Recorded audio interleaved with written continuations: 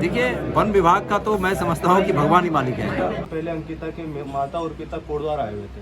उनका कहना था कि गोदियाल जी ने हमें भरोसे में नहीं लिया, यदि अगर वो भरोसे में हमें लेते तो हम भी शायद उनके साथ समझ। तो अभी इस वक्त हैं हम कोटद्वार के मिक्स होटल में और यहाँ पर कुछ ही देर में आने वाले हैं गणेश गोदियाल जी, जो कि कांग्रेस से लोकसभा के प्रत्याशी थे। और यहाँ पर आज प्रेस कॉन्फ्रेंस है, तो दिखाते हैं कितनी भीड़ है। कार्यकर्ता भी पहुँचे हैं और मीडिया वाले लोग भी यहाँ पर पहुँचे हैं। तो ये देखिए, कार्यकर्ता भी यहाँ पर पहुँचे हैं और पत्रकार लोग भी यहाँ पहुँचे हैं।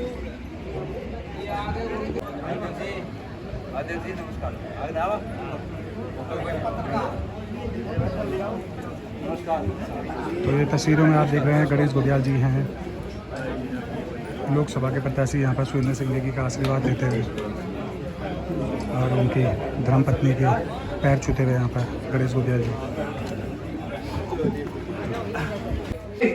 जिलाध्यक्ष विजय रावत जी भी मंच में अपना स्थान ग्रहण करेंगे। आप सभी से अनुरोध है कि शीघ्र ही अपना स्थान ग्रहण कर छोटे लें। बड़े हर किसी से प्रेस कॉन्फ्रेंस अब शुरू होने ही वाली है। हाथ जोड़कर मिल रहे हैं गणेश गोदियाल जी यहाँ।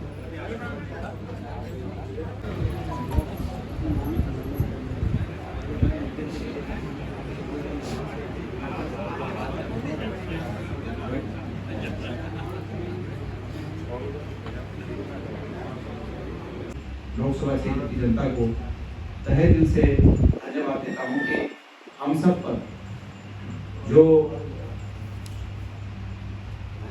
समर्थन साथ चुनाव के दौरान आम सब लोगों का हमें मिला, उसके लिए हम पूरे हमारे आदरणीय प्रधानमंत्री जी ने जिस प्रकार से मंगलसूत्र की बात की, ये ऐसी बात है कि कांग्रेस आएगी तो मंगलसूत्र पे खतरा हो जाएगा। कांग्रेस की 65 साल इस देश में सेवा की और 65 साल के शासनकाल में मैं तो पूछना चाहता हूँ प्रधानमंत्री जी को कि किसके मंगलसूत्र पे खतरा हुआ।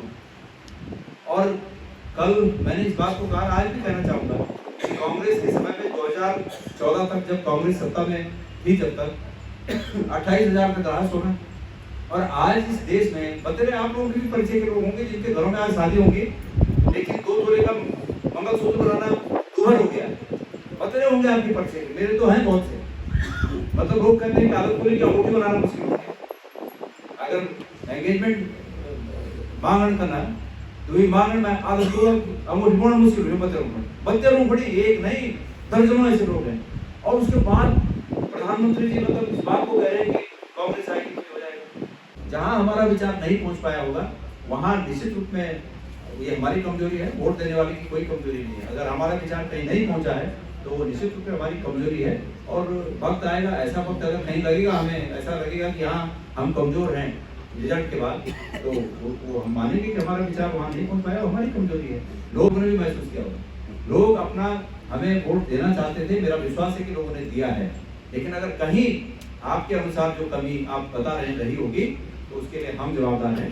लोगों का इसमें कोई तो गोदियाल जी, आमतौर पर इतना बड़ा ये संसदीय क्षेत्र है, मतलब कोटद्वार से लेके मतलब बद्रीनाथ तक का, तो चुनाव लड़ने के बाद आमतौर पर जो प्रत्याशी होते हैं वो थोड़ा रेस्ट करते हैं, फीडबैक लेते हैं और जानकारी लेते हैं। लेकिन आपको देखकर लग रहा है कि आप चमोली में भी 2-3 दिन रहे और चुनाव प्रचार के दौरान भी देखा गया आखिरी सभा में आप एक दिन सुबह बद्रीनाथ थे और 3 बजे आप नदी थे, तो ऐसा क्या है? ऐसा है मैं तो अब तक के जितने चुनाव लड़ा हूँ, मैं 5 विधानसभा के चुनाव लड़ गया, ये आप सबके सहयोग से मैं ये लोकसभा का चुनाव लड़ गया। लेकिन जब जितना आसान चुनाव मुझे ये लगा उतना तो मुझे विधानसभा का नहीं लगा। इस सब मेरी आदत है, मेरे पास कोई काम नहीं तो मैं दिन में 15 किलोमीटर चलता हूँ पैदल। तो मुझे तो चलने को नहीं मिला। मैं जब जहाँ जाता था थोड़ा चलना होता, गाड़ी में जाना है, गाड़ी में चल के मेरे को मैं बोर हो गया गाड़ी में चलते चलते। तो मैं तो कोशिश करता था कहीं पैदल चलने को मिले, तो मुझे कोई ऐसी थकान नहीं हुई। 19 तारीख को चुनाव संपन्न हुआ, फिर शादियाँ इतनी थी कि अब सब जगह शादी में जाना था, तो हम शादी में लगे रहे। तो ऐसी कोई बात नहीं थी कि मुझे कोई थकान हुई। और जब आप लोगों का चेहरों से, आम लोगों के चेहरों से जब प्रेम और आशीर्वाद टपक रहा था, तो ऐसे में मुझे थकान कैसे लगेगी? वो देख के तो ऐसी ऊर्जा आती थी कि और बंदों अगर चलना पड़ेगा उसके लिए और भाई भी हैं। नहीं वो एक आखिरी सवाल कोटद्वार में आप आए, आपके बहुत सारे बीजेपी में भी मित्र होंगे, तो ऐसा नहीं होता है मैं उनको भी धन्यवाद देता हूँ।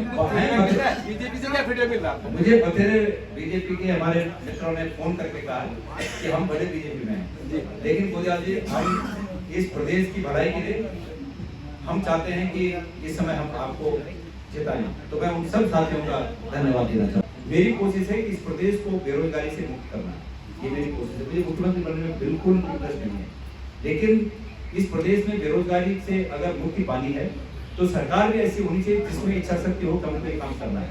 तो मेरा उन लोगों से निवेदन है कि 2027 में कांग्रेस की सरकार को लाएं, सब चीजों को भूल जाएं कि ये कौन सा पार्टी का, इसने पहले समय में हमारे साथ क्या हुआ क्या नहीं हुआ, सभी लोगों से, चाहे वो बीजेपी को बिलोंग करने में, अभी भट्ट जी को मिल के आया, दिवाकर भट्ट जी जो यूपीडी के हाँ यूपीडी वाले हरदार में मैं उनको मिल के आया, उनसे आशीर्वाद लेके आया, उनके चरण छू के आया। तो हमारे लिए ये नहीं है कि ये कौन है क्या है, हमारे लिए ये है कि इस प्रदेश की भलाई के लिए और कांग्रेस पार्टी की सरकार बनाने के लिए किस प्रकार से सभी लोग 2027 में हमारे साथ सहयोग कर सकते हैं, हम उन सबका स्वागत करते हैं। अभिनंदन, धन्यवाद। लेकिन ये बताइए कि आप युवाओं के लिए पार्लियामेंट से क्या बेहतर उत्तराखंड के लिए योजना लाएंगे, क्योंकि युवा आज बेरोजगार है और इस चुनाव में मुझे महसूस हुआ कि युवाओं ने भी जो बीजेपी को वोट देते थे उन्होंने कांग्रेस को वोट दिया है। जी जी। तो युवाओं के लिए क्या आप बेहतर प्लानिंग बनाएंगे? ऐसा है, असल में लोग उन पर अविश्वास करने लग गए। अब जैसे अमित शाह जी ने कहा कि मेरी जवाबदारी होगी गढ़वाल का विकास करना, तो मैं लोगों ने ये महसूस किया होगा, क्योंकि मैं पहले से इस बात को कह रहा था कि भाई आज तक किसी ने हाथ बांधे हुए थे विकास करने के लिए, 10 साल से सरकार है, अब बोल रहे हैं कि मेरी जवाबदारी होगी। आज तक तुम्हारे एमपी थे, आज तक तुम्हारी जवाबदारी नहीं है। जब ये बात गणेश गोदियाल महसूस कर सकता है, तो ये बात उस वार्ड के मतदाता भी महसूस कर सकते हैं कि भाई ये आज बोल रहे हैं, आज तो इन्हें 10 साल का हिसाब देना था कि तुम्हारे इस वार्ड में हमने ये काम कर दिया, तुम्हारे कोटद्वार में एक ब्रिज टूटा था, हमने रातों रात जो है ब्रिज बना दिया, ये बोलना चाहिए था उनको। लेकिन क्योंकि लोग ये महसूस करते हैं कि आज चुनाव के लिए बोल रहे हैं। कितने अमित शाह जी पिछले चुनाव के बाद कितने बार कोटद्वार आए? देखिए मेरी बात सुनिए, अमित शाह जी हो या कांग्रेस के नेता हो, भारत का गृह मंत्री या भारत का प्रधानमंत्री हर साल कोटद्वार नहीं आ सकते, हम भी समझते हैं। लेकिन कोटद्वार का एमपी की ये ड्यूटी बनती है कि कोटद्वार में कोई बात हो या गढ़वाल संसदीय क्षेत्र में कोई बात हो तो उसको भारत की संसद में उठाए, प्रधानमंत्री जी के नॉलेज में लाए। ये दिक्कत है क्योंकि यहाँ जो चुने जाते हैं बीजेपी के एमपी, इनकी वहां जुबान नहीं खुलती है कि कहीं उनके कोप का भाजन न करना पड़े। आपको पता है हमारे देश के आदरणीय प्रधानमंत्री जी और बड़े बड़े नेता है, बोलना तो छोड़िए, उनके कैमरे के और उनके बीच कोई तीसरा आदमी आ जाए तो उसको भी ऐसा घोड़ा जाता है। तो किसकी हिम्मत है सर?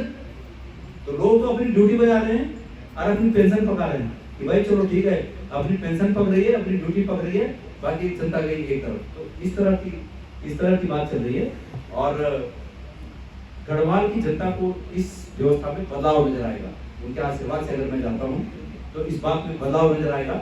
मैं आपसे वादा करना चाहता हूँ कि मैं गढ़वाल के सम्मान को उस बुलंदी तक पहुँचाऊंगा जिसका हकदार गढ़वाल संसदीय क्षेत्र है। से उठाया। अभी कुछ दिन पहले अंकिता के माता और पिता कोटद्वार आए हुए थे। उनका कहना था कि गोदियाल जी ने हमें भरोसे में नहीं लिया, यदि अगर वो भरोसे में हमें लेते तो हम भी शायद उनके साथ समर्थन देते। देखिए वो प्रभावित पक्ष है और उस प्रभावित पक्ष के लिए मैं कुछ अन्यथा नहीं बोलना चाहता। उनका एक वीडियो तो वो भी है जब वो कह रहे हैं कि गोदियाल जी ने बहुत साथ दिया हमें, वो भी वीडियो आप लोगों ने देखा होगा।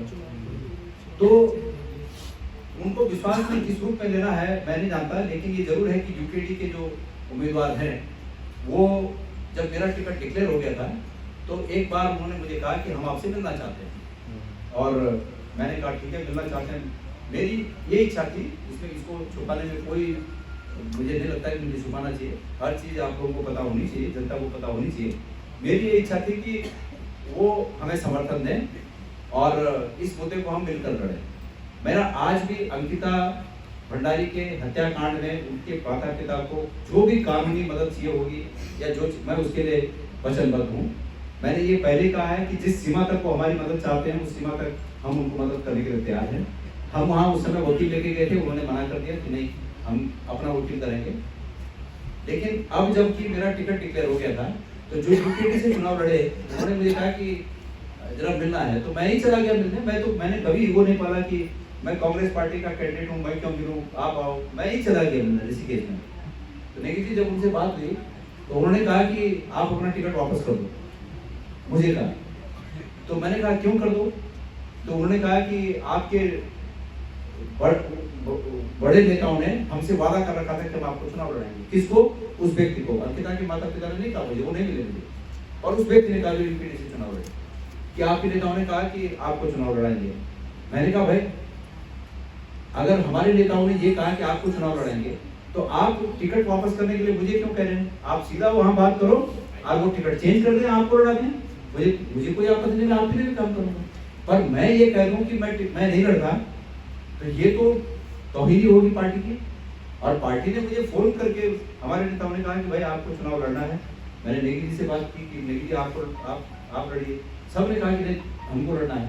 तो मैं ऐसा नहीं कर सकता था कि मैं टिकट डिक्लेयर होने के बाद और अपने आप कहूँ कि भाई मैं चुनाव नहीं लड़ता। तो मैंने विनम्रता के साथ उन्हें ये कहा कि भाई आपको जिन्होंने कहा आप उनसे बात करिए। पर जहाँ तक मेरी बात है कि मैं वापस करूँ टिकट, उनका कहना था कि आपसे ज्यादा मजबूत हम हैं। उनका ये कहना था, जो चुनाव लड़े उनका ये कहना था कि हर एक व्यक्ति को यह अधिकार है कि भाई वो अपने को मजबूत समझे, उसमें कोई दिक्कत नहीं हमें। पर हमने विनम्रता के साथ उन्हें मना कर दिया कि मैं ऐसी स्थिति में नहीं हूँ कि मैं टिकट के लिए मना कर सकूँ। तो अंकिता के माता जी का ये कहना कि उन्हें विश्वास में नहीं गया, इस बारे में उनकी माता पिता से कभी मेरी चर्चा नहीं हुई कि भाई उनका चुनाव के बारे में क्या सोचना है। अंकिता सिर्फ उनकी बेटी की बात तक सीमित नहीं है। अंकिता का जो केस है उनकी बेटी की बात तक सीमित नहीं है, ये पूरे उत्तराखंड की अस्मिता का प्रश्न बना हुआ है। और मैं ये महसूस करता हूँ कि अगर उन्होंने पहले से हमको ये नहीं कहा होता कि अभी आपकी मदद की आवश्यकता नहीं, तो आज ये केस और मजबूती के साथ आगे बढ़ा होता। आगे भी मैं उम्मीद करूंगा कि वो हमें इसमें आने दें उस केस में और हम दोषियों को सजा दिला सकें। लेकिन अगर वो बिल्कुल वो करेंगे कि नहीं आपकी तरफ से हमें कोई सहयोग नहीं चाहिए, तो निश्चित है कि भाई वो परिवार है जो प्रभावित है, तो उसमें जबरदस्ती कैसे की जा सकती है। एक वकील है जम्मू कश्मीर के कठुआ केस में जिन्होंने सजा दिलाई थी, महिला वकील है, मैं उनको तक ले गया वहाँ उनके घर, लेकिन उन्होंने वकालतनामा नहीं साइन किया। क्या किया जा सकता है? ऐसी जिस प्रकार से जंगलों में आग लगी है, पूरे जंगल धू धू करके जल रहे हैं। अब जंगली जानवर, जंगली पशु घरों की तरफ नहीं आएंगे तो कहाँ जाएंगे? सरकार, ऐसा लग रहा है कि आग लगी है, आग बुझाने के लिए सरकार नाम की कोई चीज़ ही नहीं दिख रही। तो तमाम बातें हैं। ये जो जंगली जानवरों का और मनुष्य का जो आपस में जो संघर्ष है, ये संघर्ष इस नए दौर में बहुत तेज़ी से बढ़ा है। इसको कंट्रोल करने के लिए सरकारों को प्रयास करने चाहिए। मैं ये समझता हूँ कि दो तरह के प्रयास होने चाहिए, एक दीर्घकालिक और एक शॉर्ट टर्म प्रयास ये होने चाहिए कि हम ज़्यादा से ज़्यादा ऐसी घटनाओं की पुनरावृत्ति न हो, उसके इंतज़ाम करें। और लॉन्ग टर्म ये है कि परमानेंटली जो रिहायशी इलाके हैं उनकी घेराबंदी इस रूप में हो कि जंगली जानवर रिहायशी इलाकों में न घुस सकें। तो ये दो तरीके हैं, इन दो तरीकों के बारे में सरकार को विचार करना चाहिए। लेकिन अब क्या घट करके 48 रह गया, तो क्या कारण है कि जो वोटर्स हैं अब की बार मतदान करने भी नहीं आए, और जो हम भी गए थे देख रहे हैं तो वहाँ पे जो वोटिंग काउंटिंग था, वोट होते हैं वहाँ खाली लग रहा है। क्या कारण था इसका? अब ये बात तो वो लोगों को पूछनी जानी चाहिए जो कह रहे थे कि फलाने जी का मैजिक चल रहा है। तो अगर फलाने जी का मैजिक चल रहा है तो वोट का परसेंट कम क्यों हुआ? तो ये सोचने का प्रश्न है और उन लोगों को इस बात का जवाब देना चाहिए। जहाँ तक मेरा मानना है, इसलिए हुआ कि लोग सरकार से नाराज़ हैं, सरकार की नीतियों से नाराज़ हैं, और ऐसे लोग जो सरकार की नीतियों से नाराज़ हैं वोट देने कम निकले। तो अभी जाके जो प्रेस कॉन्फ्रेंस है गणेश गुजियाल जी की यहाँ पर ख़त्म हो चुकी है, और यहाँ पर आप देखिए जो लोग हैं वो अब जाने को तैयार हो चुके हैं अपने अपने घरों को। मिलेंगे फिर एक नई वीडियो के साथ, तब तक के लिए जय श्री बली बाबा।